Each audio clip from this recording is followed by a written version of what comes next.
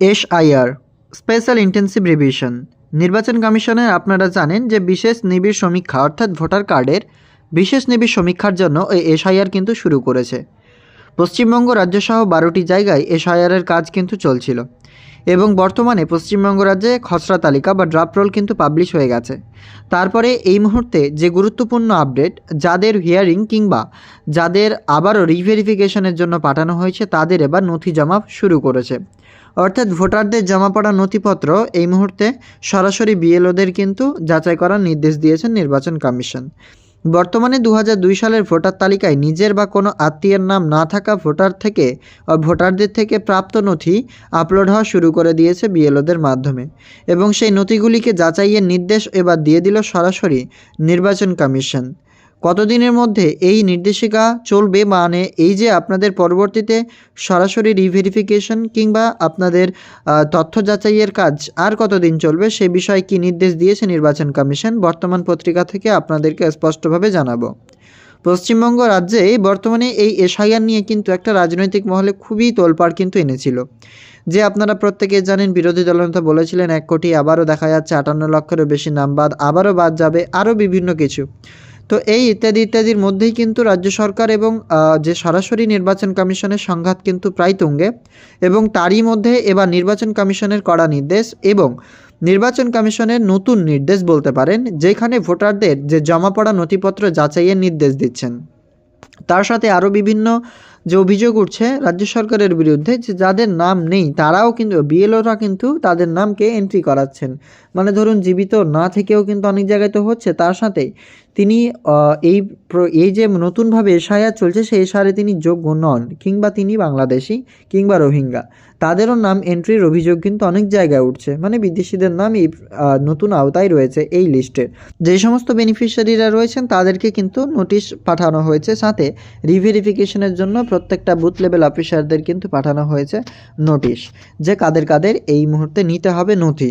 তো সেই নথিপত্রগুলো জমা পড়তে শুরু করেছে, আপনারা প্রত্যেকে জানেন। তো নথিগুলো যে জমা পড়ছে সেই নথিগুলো নিয়ে এবার নির্বাচন কমিশনের কি নতুন নির্দেশ সেটাই আমরা আপনাদেরকে জানাতে চলেছি। চলুন এক এক করে আমরা স্পষ্টভাবে দেখিয়ে দিচ্ছি ও জানিয়ে দিচ্ছি পত্রিকাতে কি বলা হয়েছে, সরাসরি আজকের আপডেট। তো ভিডিওটি আপনারা অবশ্যই শেষ পর্যন্ত দেখবেন এবং ভালো লাগলে অবশ্যই লাইক করবেন। ইউটিউব থেকে দেখলে চ্যানেলটিকে সাবস্ক্রাইব ও ফেসবুক থেকে দেখলে পেজটি ফলো করতে ভুলবেন না। তো চলুন আমরা আপনাদেরকে দেখিয়ে দিচ্ছি। তাছাড়া আপনি জানাবেন আপনার এই রিভেরিফিকেশন কিংবা হিয়ারিংয়ের জন্য কোনো নোটিশ এসেছে কিনা। তো অনস্ক্রিন আমরা প্রতিবেদনটি আপনাদের সামনে পেশ করছি। ভোটারদের জমা পড়া নথিপত্র যাচাইয়ের কাজ 5 দিনের মধ্যে শেষ করার নির্দেশ কমিশনের। অর্থাৎ আগামী 5 দিনের মধ্যেই তাদের নথিপত্র যাচাইয়ের কাজ শেষ করতে বলা হচ্ছে। 2002 সালের ভোটার তালিকায় নিজের বা কোনো আত্মীয়ের নাম না থাকা ভোটারদের থেকে প্রাপ্ত নথি ইতিমধ্যেই আপলোডের কাজ শুরু করেছেন বুথ লেভেল অফিসাররা বা বিএলওরা। এই মুহূর্তে এন্ট্রির কাজ শুরু করেছেন। এরপরে কি বলা হচ্ছে স্পষ্ট দেখুন। 2002 সালে ভোটার তালিকায় নিজের বা কোনো আত্মীয়ের নাম না থাকা ভোটারদের থেকে প্রাপ্ত নথি ইতিমধ্যে আপলোডের কাজ শুরু করেছেন বুথ লেভেল অফিসাররা। সেই নথি খতিয়ে দেখতে হবে ইআরওদের সেই নথি কিন্তু যাচাইয়ের কাজ দেওয়া হয়েছে। এই যাচাইয়ের কাজ 5 দিনের মধ্যে শেষ করতে হবে বলে নির্দেশ দিল নির্বাচন কমিশন। বুধবার রাজ্যের মুখ্য নির্বাচনী আধিকারিককে এই মর্মে নির্দেশিকা পাঠিয়েছে জাতীয় নির্বাচন কমিশন। ওই নির্দেশিকায় কমিশন আরও জানিয়েছেন, সংশ্লিষ্ট ভোটার যে জেলার বাসিন্দা সে জেলা প্রশাসনের তরফে ইস্যু করা নথি দিলে অসুবিধে নেই। এক জেলার ভোটার যদি অন্য জেলা প্রশাসন থেকে প্রাপ্ত নথি জমা দিয়ে থাকেন সেক্ষেত্রে ওই নথি চূড়ান্ত পর্যায়ে যাচাইয়ের সংশ্লিষ্ট জেলার ডিইওকে পাঠাতে হবে। অর্থাৎ এই মুহূর্তে যে আপডেট জানানো যাচ্ছে সেই হিসেবে ওই নির্দেশিকায় কি বলা হচ্ছে, যে জেলার বাসিন্দা সেই জেলা প্রশাসন তরফে ইস্যু করা নথি দিলে অসুবিধে নেই। এক জেলার ভোটার যদি অন্য জেলার কোনো নথিপত্র জমা দেন সেক্ষেত্রে কিন্তু সেটা ইআরও নয়, সরাসরি ডিইওকে পাঠাতে হবে। তা যাচাইয়ের করে পুনরায় যে জেলার নথি জমা পড়েছে সেই জেলার ডিইওকে ফেরত পাঠাতে হবে। একইভাবে কোনো ভোটার যদি অন্য কোনো রাজ্য প্রশাসন ইস্যু করে থাকে, নথি পেশ করে থাকেন, সেক্ষেত্রে সংশ্লিষ্ট রাজ্যের সিইওকে ওই নথি পাঠাতে হবে। যাচাই করে এ রাজ্যের সিইও ফেরত পাঠাবেন তিনি। অর্থাৎ যাচাইকরণটা কতটা হার্ডনেস বুঝতে পারছেন। অবিলম্বে এই নির্দেশের কপি রাজ্যের সমস্ত জেলাশাসক এবং ইআরওদের পাঠানোর নির্দেশ দিয়েছে নির্বাচন কমিশন। এদিকে আগামী 27শে ডিসেম্বর থেকে শুরু হচ্ছে শুনানি পর্ব। তার আগেই বুধবার নজরুল মঞ্চে আয়োজিত মাইক্রো অবজারভারদের বিশেষ প্রশিক্ষণ শিবির। একদিনে দুদফায় এই প্রশিক্ষণের কাজ চলছে। রাজ্য জুড়ে কর্মরত প্রায় 4,600 কেন্দ্রীয় সরকারি কর্মী এতে অংশ নিয়েছিলেন। এই মাইক্রো অবজারভারদের মূল দায়িত্ব হবে শুনানি পর্বে বিভিন্ন অভিযোগ, তথ্য, নথিপত্র খতিয়ে দেখা। যে কারণে এদিন মাইক্রো অবজারভারদের শুনানির নিয়ম কী, কোন পরিস্থিতিতে কিভাবে নথি পরীক্ষা করতে হবে এবং কিভাবে নিরপেক্ষ রিপোর্ট তৈরি করবেন তারা, এসব বিষয়ে প্রশিক্ষণ দেওয়া হয়েছে।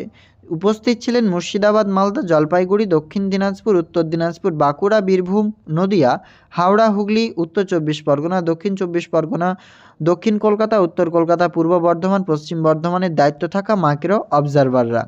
অন্যদিকে বাতিল হওয়া ওবিসি শংসাপত্র শুনানির গ্রহণযোগ্য হবে কিনা সে বিষয়ে নির্বাচন কমিশনকে সিদ্ধান্ত নিতে নির্দেশ দিল কলকাতা হাইকোর্ট। রাজ্যে এসআইআরের নথি থেকে বাতিল হওয়া ওবিসি শংসাপত্র বাদ দেওয়ার আর্জি নিয়ে হাইকোর্টে মামলা করেছিল বিজেপি। ওই মামলার প্রেক্ষিতে বুধবার নির্দেশে বিচারপতি কৃষ্ণ রায় জানান, এ ব্যাপারে কমিশনকে সিদ্ধান্ত নিতে হবে। কী সিদ্ধান্ত নেওয়া হচ্ছে তা আগামী 31শে ডিসেম্বরের মধ্যে কারণসহ মামলাকারী পক্ষকে জানিয়ে দিতে হবে।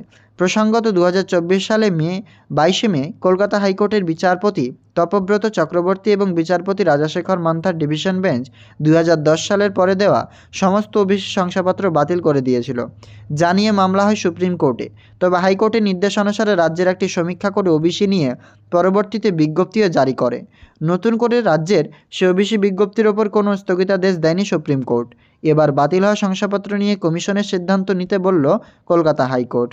তো সেই মতেই এখনও পর্যন্ত শংসাপত্র বাতিল করছে কিনা নির্বাচন কমিশন সেটা কিন্তু এখনও স্পষ্ট নয়। তবে 31শে ডিসেম্বর জানানো যাবে যে বর্তমানে ওবিসি নিয়ে কী নির্দেশ দিচ্ছেন নির্বাচন কমিশন মামলাকারীর পক্ষ থেকে।